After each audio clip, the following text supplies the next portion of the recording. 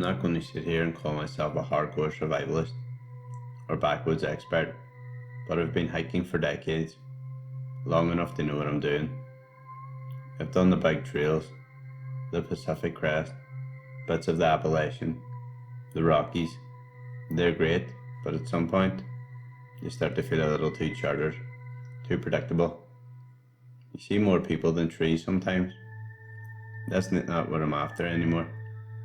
These days I do something different. I spend hours, sometimes entire evenings, just scanning Google Earth, zooming in on patches of forest that don't necessarily have names, trails or reviews. No blogs, just green. That's where I go now. And honestly, it's been the most exciting way to hike in years. To avoid getting turned around, I came up with a system. I printed out a bunch of high-vis vinyl stickers. I stick them on the trees as I go in, then peel them off on the way back out.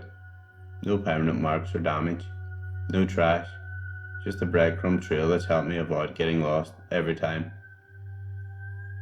I even started to think I'd outsmarted the wilderness a little. The place I picked this time was a small patch of woods in western Pennsylvania called Marion's Hollow. No real history to it, just a weird little dip of land between farmland and state roads. I couldn't find much out about it, barely even a forum post. That's pretty much what sold me. If it was boring, I'd be out in a few hours. If not, maybe I'd finally find something worth remembering. I parked at a gravel turnoff that barely fit my car. Checked the time. It was just past noon, so I headed in. No hesitation, no second thoughts. Not yet, anyway. It didn't feel weird at first. The trees looked fine. The trail was dry, well packed, no signs of erosion or rot.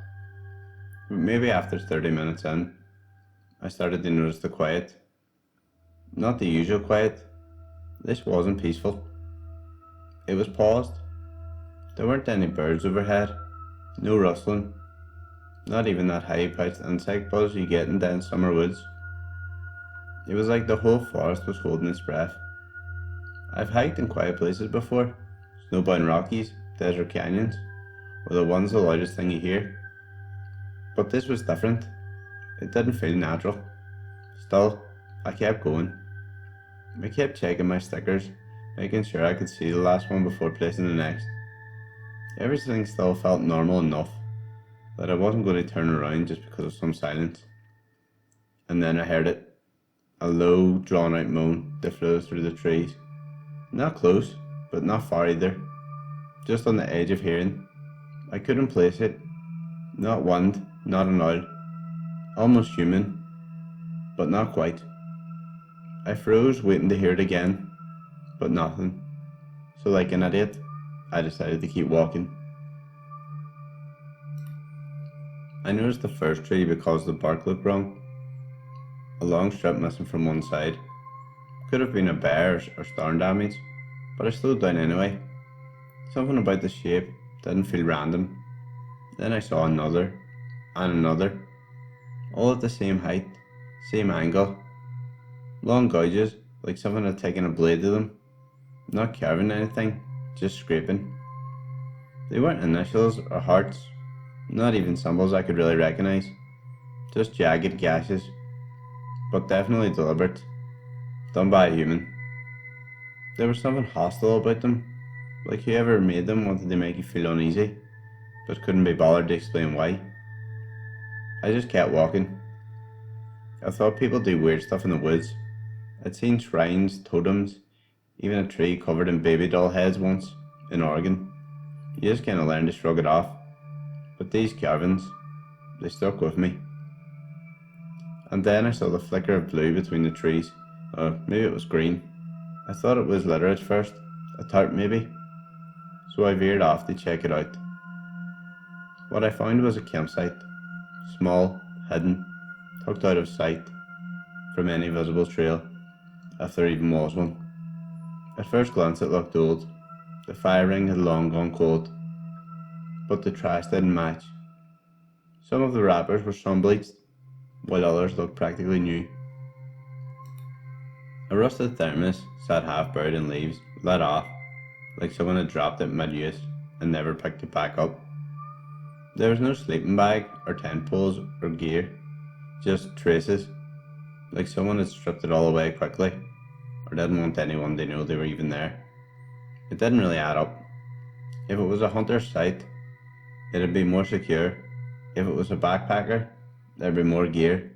If it was abandoned, it probably would look older. It just felt like it had been hidden. Seeing one of my stickers again should have canned me, but it didn't. It was too low in the tree, not where I placed it. That's when I noticed the trail veering off at a new curve, one I didn't recognise. And that's when I realised someone had moved them. Someone had been watching me mark my route and started rearranging my path to steer me somewhere else. I turned around fast. I didn't trust the markers anymore. I had to trust my memory. And that's when I heard it again, the moan. Only now, it was close. Behind me. I started running. I don't know how far or how long the sound followed. Louder, sharper, always just behind me. The woods were dead silent, except for the noise and the sound of my own panicked footsteps. At one point, I managed to pull out my phone. One bar of signal, just enough to load the parking pin I dropped. I followed it. I didn't slow down, didn't even breathe, just ran. And then finally, I broke through the tree line into the clearing. The moment I did, silence. Total. It was like the forest exhaled. I got into my car, locked the doors, and peeled out so fast I nearly had a stump. Even now, I don't know what happened, but I know for sure I won't be going back. You ever go through one of those breakups that just knocks the wind out of you? Yeah, mine came with a sight of betrayal. Walked in my girlfriend and one of my closest friends. Cliche, right? But when it happens to you, it doesn't feel cliche. It feels like the floor just got ripped out from under you. So I did what made sense at the time. I threw my gear in the back of the car and just started driving. No plan, no idea where I was headed. I just pointed west and kept going until the roads got empty and the air smelled like pine. That's when I saw the sign for Sawatch Range in Colorado. Quiet, rugged terrain with minimal traffic. The kind of place where you can walk for hours and not see a single person. That was exactly what I needed. I found a narrow access road that barely looked like a road at all. No signs, no fencing, no other vehicles, just me and a stretch of trees that seemed to go on forever. It was perfect. I parked, threw on my pack, and checked the GPS. No signal, not even a bar. That's how I knew I picked the right spot. I marked my starting point on the map app just in case, and started hiking towards a lookout I'd pinned earlier. About 4 miles out, maybe 1,000 feet of gain, nothing crazy, just enough to stretch the legs and clear my head. Or at least, that's what I thought. About an hour in, I was hitting the rhythm, crisp air, quiet trail, the kind of hike that feels like a long exhale. And then, it started to rain. Not a downpour, just an annoying steady drizzle that finds a way into your boots and behind your neck, no matter how prepared you are. I ducked under a tree, hood up, debating whether to push through or to just call it. The lookout wasn't far, and I didn't really come all this way to be even more miserable. I figured, screw it, I'll come back tomorrow, maybe the skies will clear. So I eventually turned back. That choice, that one decision to turn around, changed everything about the rest of the day. It honestly might have saved my life. When I broke through the last patch of trees and saw the trailhead, I felt a flicker of relief, and then I saw my car, more specifically, what was left of my front tire. The rubber was shredded, like someone took a box cutter to it, deep, clean slashes. I circled the car, all 4 tires, trashed. It wasn't random. It wasn't an animal. It was definitely deliberate.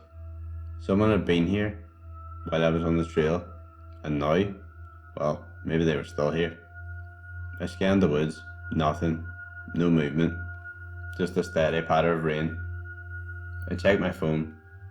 Unsurprisingly, still no signal. I had two options: walk miles back down that narrow access road, totally exposed, or head back up towards the ridge, higher elevation, maybe find a signal. I chose the ridge.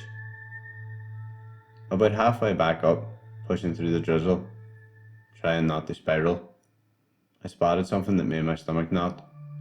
A trail cam, camo coloured, strapped around a tree, pointed directly at the path. Not angled for deer or wildlife, this was aimed head on, like it was expecting me.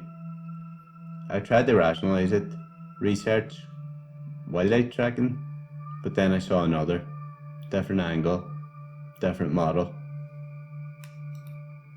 and another, tucked low, half hidden, one up in the trees. They definitely weren't here for animals.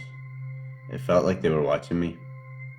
That's when I realised whoever slashed my tyres didn't stumble across my car. They'd been watching me since I arrived. They knew I liked remote places, they knew I hiked alone, and now I was exactly where they wanted me to be. It started with rustling, too soft for an animal, too deliberate. Every time I stopped, it stopped. Every time I moved, it returned. Someone was pacing me. I veered off trail, cutting through thick brush, tried to lose them, and that's when I saw it.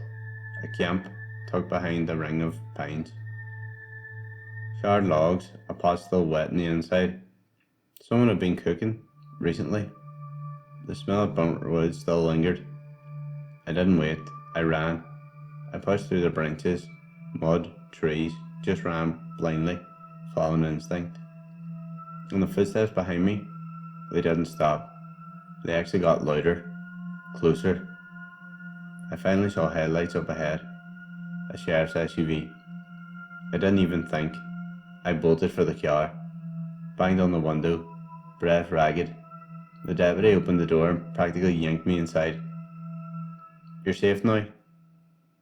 But his tone, it was too calm, too used to this. I told him everything, the cameras, the flash tires, the camp, the chase. He just nodded, then said something that still sticks with me.